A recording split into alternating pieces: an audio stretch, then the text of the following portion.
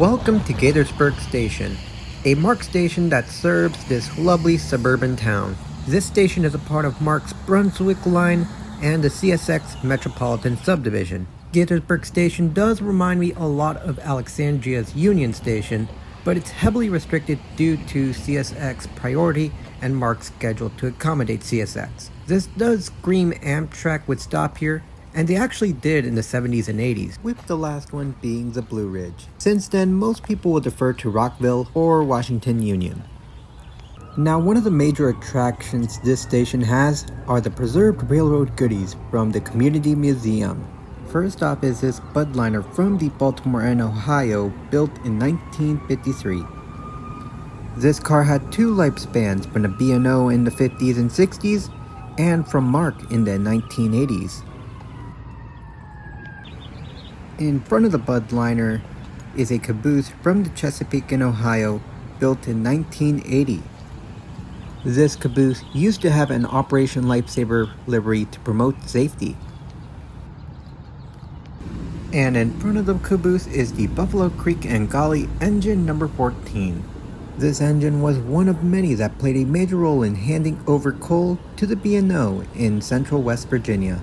But this one in particular played a major role in making rear markers mandatory on all trains, following a major collision with another train that thankfully saw minor injuries. Back to transit, the only direct bus connection is right on 57. This route connects to the Lake Forest Transit Center westbound and eastbound to the Redland Community and the Shady Grove Metro Station.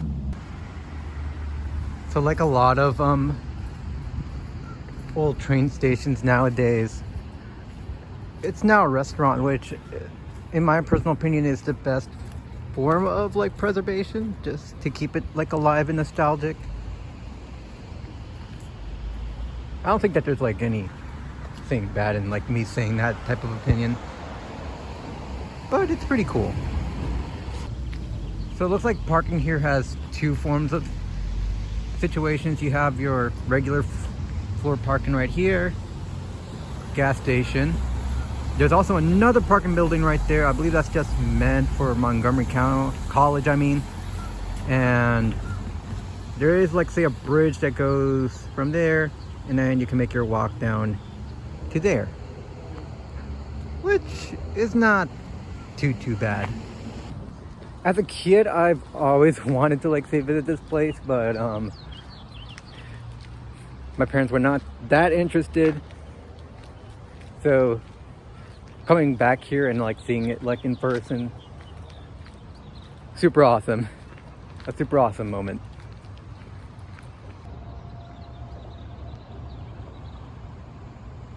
I'll say this in terms of seating, you got this 90s, 80s core bench seating right there.